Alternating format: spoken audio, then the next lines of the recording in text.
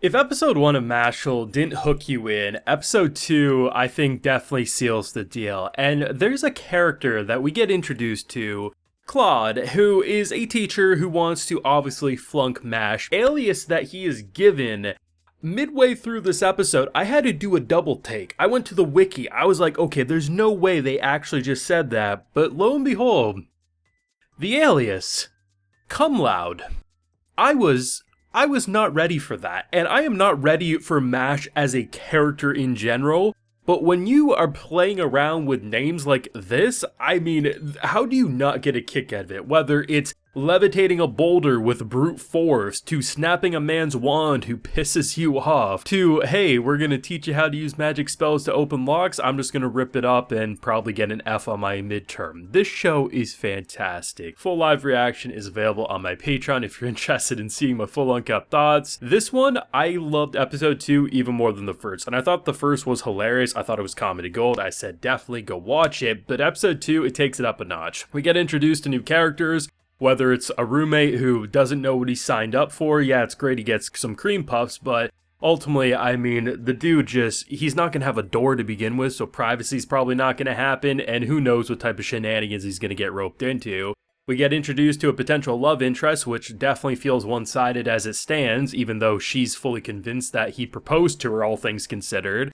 Lemon is going to be a very interesting character, given that she was initially being bought in order to keep our boy from completing the maze on time, and if she did so, she would pass. But after when your mushroom head in shining armor comes in and punches a walking sphinx that is trying to basically kill you, and you just completely go through the maze in such a brute force way. I love how they remind us, no magic can break this maze. Well, of course not. He doesn't use magic. He just forces his way through. The way he ended up passing this test, I didn't see coming, because I assume, given that Gramps and our new pal who more or less is saying, go be number 1 in this school and we'll let you live, I thought they were just going to switch out the test, they were going to give him some cheat notes. No, they just threw him in there and said, good luck, bro, and if it wasn't for MASH being who he is, he would have failed. Literally the first test out of the multiple obstacles that they throw at these characters, they start off saying that less than 3% make it in terms of the entrance exams in general. First one is this test where all the words are kind of like floating around.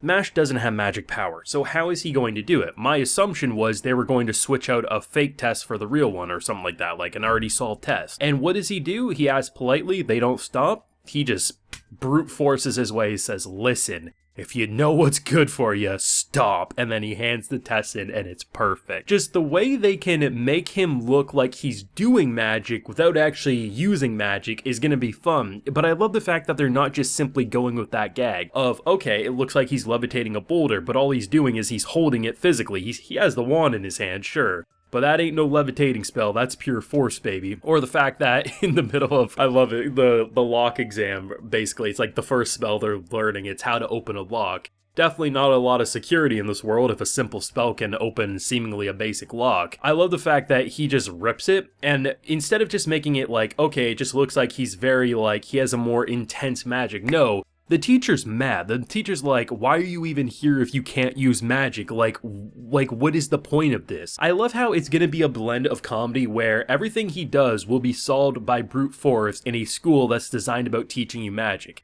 He doesn't want to be here, he doesn't like being here, but ultimately he has to be here for his family. And I love how they're playing around with things looking like magic through brute force, but also calling out like, that ain't magic, that's cheating. Like, you ran through the entire maze, like how is that allowed?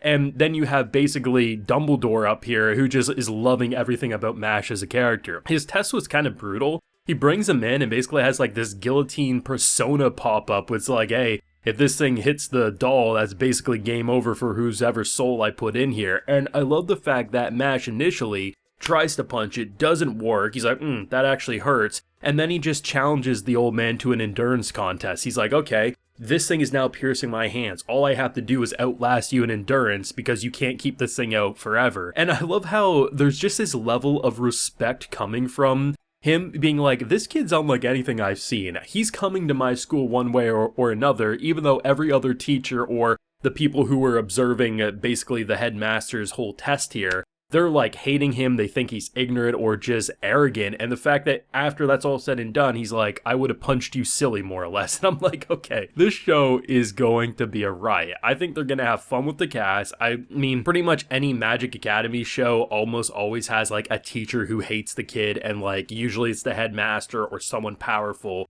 that keeps them in the school despite other people pushing them away. I love the fact that you have that dynamic, but kind of being parodied in a unique way that still makes it feel like a story and character arcs being told, but you kind of see the parody aspect all at the same time. We're going to have the roommate dynamic, we're going to have the romance dynamic, but at the end of the day, the one thing that Mash cares about, well, there's two main things. He loves his cream puffs, and he loves his family. Those are the two things that drive him, and anything else he just kind of tolerates. The number of times things were happening and he had the most deadpan expression, like even when he's depressed, he still almost has like, he kind of shrinks a little in his terms of his character design, but he doesn't really feel like he's drastically depressed like a normal person. And you just want to give the cinnamon roll a big old hug. Like I said in my first impressions, this is the type of show that even if production does dip at some points, I feel like I'm probably going to laugh at it. And I'm not sure if it was intentional comedy or it was just they didn't have much room for animation, but there's a couple of moments that in the crowd, you just have these character models kind of like going up and down. They're like cheering or like waving their hands. I don't know why they did it, but it made me laugh. And that's basically what I want from this show. I want it to make me laugh. I want it to be silly, but I want to see the journey of a boy going to a magical academy despite having no magical powers, and if he ever does master any form of magic, there's only one spell he'll care about. How do I create more of these tasty treats? Like, that's gonna be his magic in a nutshell. Whether the opening is actually teasing something to come or it's just for a visual gag, I don't care, I love it. I really think this will be a gem of the anime season. There's a lot of funny shows airing this season, but this one is definitely one of the freshest takes of comedy that I've personally seen. I love ecchi comedy, I love parody comedies, I love all these different types, but when you really break down One Punch Man attending Hogwarts, it is a type of show that we really haven't seen before, and I'm really enjoying it. Characters on point, I love the background comedy, just seeing the two of them just hiding as trees in the most obvious costume of all time. And I'm very excited to see how the cast dynamic is going to flourish now that we're getting more into the school setting, which is going to be so full of magical wonder, and then here's our boy going to be punching and fearing his way into basically making magic things his bitch, and I love it. But thoughts and feelings yourself down below. Favorite gag if you got any. I honestly don't even know what my favorite one is. I think the invisible chair as he's reading his muscle book might be pretty fantastic as everyone else is studying for their entrance exam. Or even him calling out like, hey, you could have just took us to a classroom, you didn't need to make it happen. He just got under that teacher's skin almost immediately, and poor cum loud, because he didn't do too hot there. But let me know what you're feeling down below. Drop a like if you enjoyed, subscribe if you're new around here, ring that bell of course, and get notified when I upload on the channel. And like I mentioned, we do have that full live reaction available on my Patreon if you're interested. And while you're there, you can also get a video shoutout. So today we have Blue Knight, Brandon Hartlove, and Rachel McPhee. So I appreciate the support, everyone. Please take care and have a good one.